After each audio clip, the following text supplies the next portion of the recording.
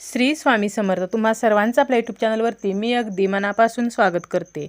तुमच्या मनातील सर्व चांगल्या इच्छा स्वामी महाराज पूर्ण करोत हीच स्वामींच्या चरणी प्रार्थना करते आणि आजच्या व्हिडिओला सुरुवात करते.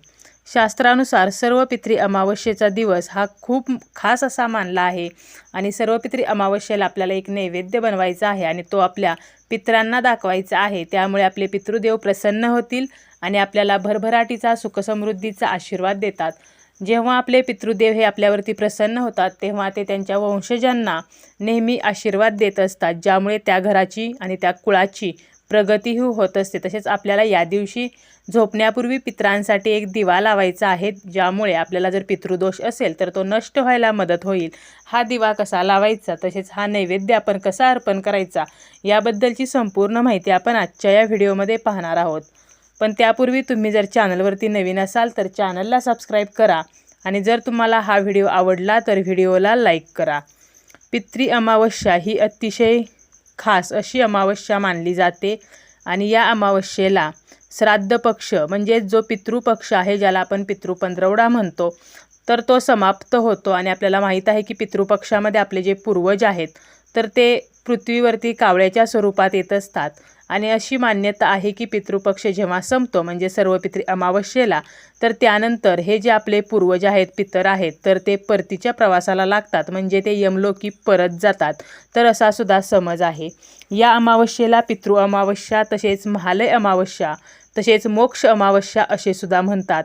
या दिवशी श्राद्ध आणि तर्पण हे पितरांच्या नावाने केले जाते. ही अमावस्या पितरांचे स्मरण करण्यासाठी, तसेच मोक्षासाठी, दान करण्यासाठी आणि आपल्या पितरांच्या आत्म्याला शांती मिळावी यासाठी प्रार्थना करण्यासाठी सर्वोत्तम मानली जाते. आपल्याला काय करायचं आहे तर एखाद्या पूर्वजांची जर आपल्याला तारीख माहीत नसेल किंवा एखाद्याला जर आपल्या पितरांची तिथी माहीत नसेल तर त्यांचे श्राद्धसुद्धा या दिवशी केले जाऊ शकते. पितृपक्षामध्ये जर आपण पिंडदान केले नसेल, तर्पण केले नसेल, तर तुम्ही पितृ अमावस्येला सुद्धा हे करू शकता.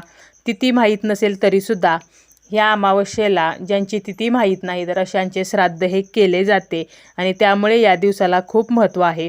तसेच तुम्ही तुमच्या पितरांचे स्मरण केले असेल, त्यांचे श्राद्ध, पिंडदान, तर्पण केले असेल, तरी पुन्हा एकदा सर्व पितृ अमावस्येला सुद्धा तुम्ही या सर्व गोष्टी ह्या करू शकता. भाद्रपद महिन्यातील अमावस्या हीच सर्व पितृ अमावस्या असते आणि पितृपक्षात या अमावस्येला खूप असे विशेष महत्त्व आहे. ही श्राद्धाची सर्वात महत्त्वाची आणि शेवटची तिथी आहे.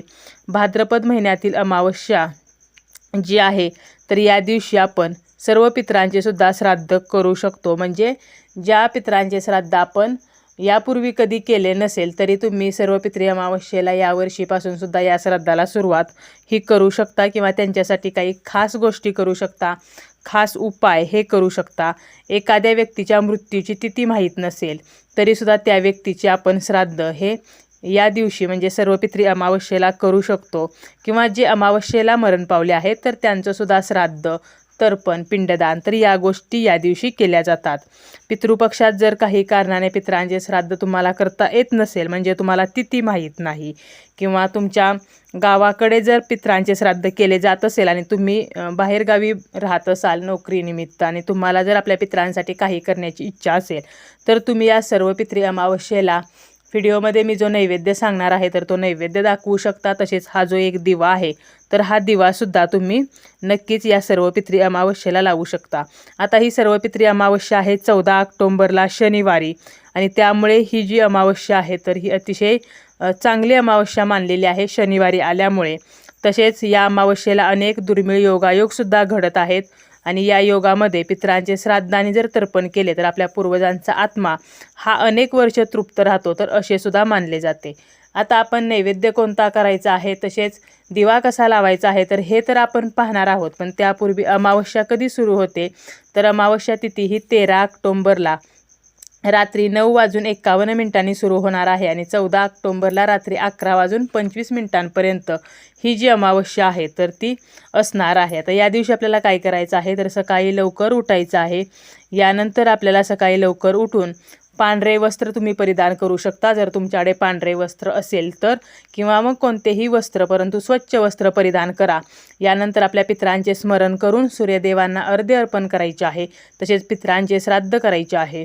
यानंतर आपल्या पूर्वजांचे स्मरण करायचे आणि त्यांना तुम्हाला जेवायला घालायचं आहे, प्रार्थना करायची आहे. तसेच तुम्हाला या दिवशी ब्राह्मणांना अन्नदान करायचं आहे.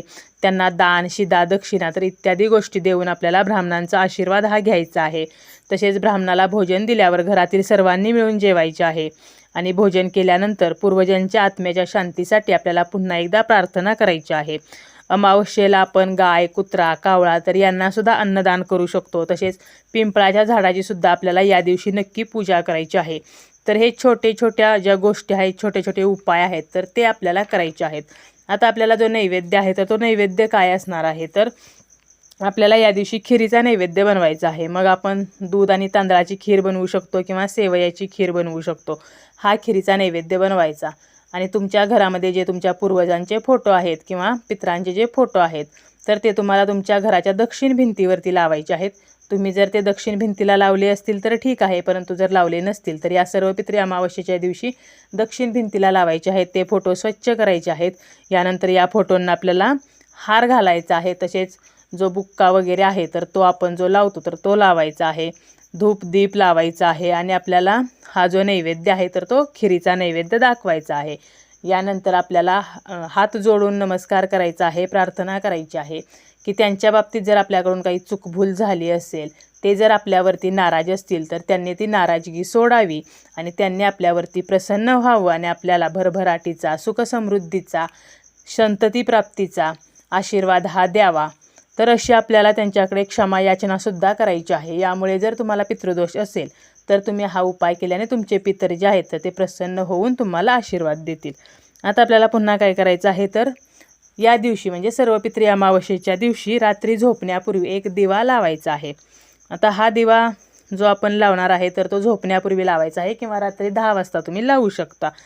आता यावर्षी आहे सर्व पितृ अमावस्या आणि याच दिवशी सूर्यग्रहणसुद्धा आहे. तर सूर्यग्रहण जरी असलं तरीसुद्धा त्याचा भारतामध्ये विशेष असा प्रभाव असणार नाही. त्यामुळे आपल्याला हे सूर्यग्रहण पाळलेच पाहिजे असं काही नाही. त्यामुळे तुम्ही हा दिवा लावू शकता. आता यासाठी आपल्याला मातीचा दिवा घ्यायचा आहे. तुम्ही दिवाळीत जी मातीची पंती वापरता ही जरी घेतली तरीसुद्धा चालेल. आता यामध्ये तुम्हाला मोहरीचं तेल घ्यायचं आहे.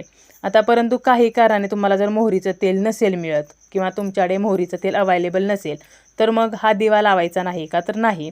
तुमच्याकडे मग कोणतंही जर तेल असेल तर ते तुम्ही घेऊ शकता. परंतु आवर्जून मोहरीचं तेल घ्या, नसेल तर तुम्ही इतर तेल घ्या, परंतु दिवा मात्र नक्की लावायचा आहे. आणि या तेलामध्ये 2 ते 3 काळे उडीद जे आहेत तर त्याचे दाणे टाकायचे आहेत. वात घालायची आहे. वातीची जी दिशा आहे म्हणजे वातीचे जे टोक असते तर त्याची दिशा ही दक्षिणेकडे असायला हवी आणि हा दिवा प्रज्वलित करायचा आहे. हा दिवा कोणत्या ठिकाणी प्रज्वलित करायचा आहे, तर आपण ज्या ठिकाणी पाणी पिण्याचं भांडं किंवा माठ तुम्ही ठेवता तर या ठिकाणी तुम्हाला हा दिवा प्रज्वलित करायचा आहे. पाण्याच्या भांड्याजवळच का, तर ज्या ठिकाणी पाणी असते तर अशा ठिकाणी आपल्या पितरांचे अस्तित्व हे असते आणि त्यामुळे आपल्याला हा दिवा जो आहे तर तो पाण्याच्या भांड्याजवळच प्रज्वलित करायचा आहे. पुन्हा आपल्याला पितृदेवांना आपल्या नमस्कार करायचा आहे, क्षमा प्रार्थना करायची आहे, त्यांचे आशीर्वाद मिळावेत तर अशी प्रार्थनासुद्धा करायची आहे. तसेच सर्व पितृ अमावस्येला सकाळी उठल्या स्नान वगैरे झाल्यानंतर आपला जो उंबरटा असतो तर यावरती सुद्धा आपल्याला पाणी शिंपडायचं आहे. यामुळे आपले जे पितर असतात त्यांचं स्थान आपल्या उंबऱ्यावरती असतं असं मानलं जातं. तर हे पाणी शिंपडल्यामुळे ते तृप्त होतात आणि आपल्याला आशीर्वाद देतात. तर हे जे उपाय मी 2 सांगितले आहेत तर ते नक्कीच तुम्ही सर्व पितृ अमावस्येला करू शकता.